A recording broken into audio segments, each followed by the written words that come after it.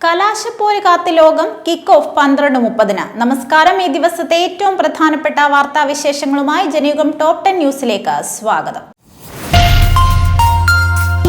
Football ലോകം കാത്തിരുന്ന മഹാദിനത്തിന് ഇനി മണിക്കൂറുകൾ മാത്രം ബാക്കി. ലോക ഫുട്ബോളിലെ ഏറ്റവും വലിയ സിംഹാസനം ആർക്കെന്നറിയാനുള്ള കലാശ പോരാട്ടത്തിൽ യൂറോപ്യൻ ചാമ്പ്യന്മാരായ സ്പെയിനും നിലവിലെ ലോക ചാമ്പ്യന്മാരായ അർജന്റീനയും ഇന്ന് രാത്രി 12:30 ന്യൂജേഴ്സിയിലെ മെറ്റ് ലൈഫ് സ്റ്റേഡിയത്തിൽ നേർക്കുനേർ വരുന്നു. ഫിഫ റാങ്കിങ്ങിൽ 1-ാം സ്ഥാനത്തുള്ള അർജന്റീനയും 2-ാം സ്ഥാനത്തുള്ള സ്പെയിനും തമ്മിലുള്ള പോരാട്ടം എന്നതിലുപരി ഇത് രണ്ട് തലമുറകളുടെ മഹാസംഗമം കൂടിയാണ്. ഇതിഹാസ താരം 39-കാരനായ ലയണൽ മെസ്സി തന്റെ അവസാന ലോകകപ്പ് കിരീടത്തിനായി ഇറങ്ങുമ്പോൾ ബാഴ്സലോണയിൽ മെസ്സിയുടെ സിംഹാസനത്തിന്റെ അവകാശി എന്ന് വിശേഷിപ്പിക്കപ്പെടുന്ന 19-ാം വയസ്സുകാരൻ ലാമിൻ യമാലാണ് സ്പെയിനിന്റെ കുന്തമുന.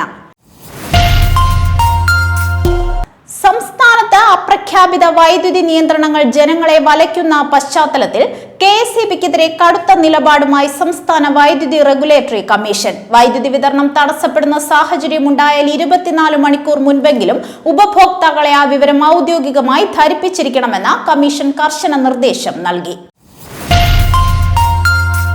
ഫുട്ബോൾ ലോകകപ്പ് ഫൈനൽ മത്സരം പ്രമാണിച്ച് സംസ്ഥാനത്തെ എല്ലാ വിദ്യാഭ്യാസ സ്ഥാപനങ്ങൾക്കും നാളെ അവധി പ്രഖ്യാപിച്ചു.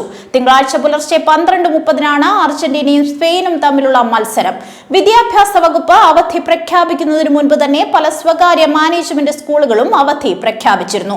അവധി പ്രഖ്യാപിച്ച സാഹചര്യത്തിൽ കാലിക്കറ്റ് സർവകലാശാലയിലെ പഠന വകുപ്പുകൾക്കും സർവകലാശാല നേരിട്ട് നടത്തുന്ന പഠന കേന്ദ്രങ്ങൾക്കും അന്നേ ദിവസം അവധിയായിരിക്കുമെന്ന് രജിസ്ട്രാർ അറിയിച്ചു. സാമൂഹിക പ്രവർത്തകൻ സോനം വാങ്ചുകിന്റെ ആരോഗ്യനിലയിൽ ആശങ്ക അറിയിച്ച ഭാര്യ ഗീതാഞ്ജലി ആഗ്മോ നൽകിയ ഹർജിയിൽ ഡൽഹി ഹൈക്കോടതിയുടെ അടിയന്തര ഇടപെടലില്ല. ഹർജി പരിഗണിച്ച ഹൈക്കോടതി കേന്ദ്രത്തിന് വിശദീകരണം തേടി നോട്ടീസ് നൽകി. നിലവിൽ സഫ്ദർജംഗ് ആശുപത്രിയിലാണ് അദ്ദേഹത്തെ പ്രവേശിപ്പിച്ചത്. NSS general secretary G. Sukumaran നായർക്കെതിരെ രൂക്ഷ വിമർശനവുമായി KB ഗണേഷ് കുമാർ. ചരിത്രത്തിൽ ഒരിടത്തും ഏകാധിപതികൾ വാണിട്ടില്ലെന്നും NSSലെ ഇപ്പോഴത്തെ അവസ്ഥയും തകർച്ചയുടെ പാതയിലാണെന്നും അദ്ദേഹം പറഞ്ഞു. പണ്ട് സോഡാ കുപ്പിയിൽ ഗോലിയിട്ടാൽ പിന്നെ കുപ്പി പൊട്ടിച്ചാലേ അത് പുറത്തെടുക്കാൻ പറ്റൂ എന്ന് പറയാറുള്ളതുപോലെയാണ് NSSലെ ചിലരുടെ അവസ്ഥയെന്ന് അദ്ദേഹം പറഞ്ഞു. ഫിഫ ലോകകപ്പിലെ 3-ാം സ്ഥാനക്കാർക്കായുള്ള ആവേശ പോരാട്ടത്തിൽ ഇംഗ്ലീഷ് മിഡ്ഫീൽഡർ ജൂഡ് ബെല്ലിംഗ്ഹാം ചരിത്ര വിജയം സ്വന്തമാക്കി. ഫ്രാൻസിനെ 6-4 തകർത്ത മത്സരത്തിൽ ഇഞ്ചുറി ടൈമിൽ തകർപ്പൻ ഗോൾ നേടിയാണ് ബെല്ലിംഗ്ഹാം കളം നിറഞ്ഞത്. ഈ ഗോളോടെ ഒരു സിംഗിൾ വേൾഡ് കപ്പ് എഡിഷനിൽ ഏറ്റവും കൂടുതൽ ഗോൾ നേടുന്ന ഇംഗ്ലണ്ട് കളിക്കാരൻ എന്ന റെക്കോർഡാണ് താരം സ്വന്തം പേരിലാക്കിയത്. ജമ്മു കശ്മീരിലെ രജൌരി, പൂഞ്ച് ജില്ലകളിൽ മണിക്കൂറുകൾ നീണ്ടുനിന്ന കനത്ത മഴയെ തുടർന്ന് കനത്ത നാശനഷ്ടവും മിന്നൽ പ്രളയവും. ദുരന്തത്തിൽ 8 പേർ മരണപ്പെടുകയും 6ഓളം പേരെ കാണാതാവുകയും ചെയ്തതായാണ് റിപ്പോർട്ടുകൾ. കശ്മീരിലെ നിലവിലെ ഗുരുതര സാഹചര്യം വിലയിരുത്തിയ കേന്ദ്ര ആഭ്യന്തരമന്ത്രി അമിത് ഷാ ദുരിതബാധിതർക്ക് അടിയന്തര സഹായങ്ങൾ എത്തിക്കാൻ ഉദ്യോഗസ്ഥർക്ക് നിർദ്ദേശം നൽകി. ആന്ധ്രാപ്രദേശിൽ കോവിഡ് കേസുകൾ ഉയർന്ന സാഹചര്യത്തിൽ നടത്തിയ പരിശോധനയിൽ ഒമിക്രോൺ ഉപവകഭേദമായ R5ന്റെ സാന്നിധ്യം സ്ഥിരീകരിച്ചു. സംസ്ഥാനത്ത് നിലവിൽ 16 പേർക്കാണ് കോവിഡ് സ്ഥിരീകരിച്ചിട്ടുള്ളത്. ഒരു മാസത്തിനിടെ 4 മരണങ്ങളും റിപ്പോർട്ട് ചെയ്തു. കടപ്പ ജില്ലയിൽ നിന്നുള്ള കോവിഡ് പോസിറ്റീവ് സാമ്പിളുകൾ പൂനെയിലെ നാഷണൽ വൈറോളജി ഇൻസ്റ്റിറ്റ്യൂട്ടിലേക്ക് അയച്ച ജനിതക ശ്രേണീകരണം നടത്തിയപ്പോഴാണ് പുതിയ വകഭേദം കണ്ടെത്തിയത്.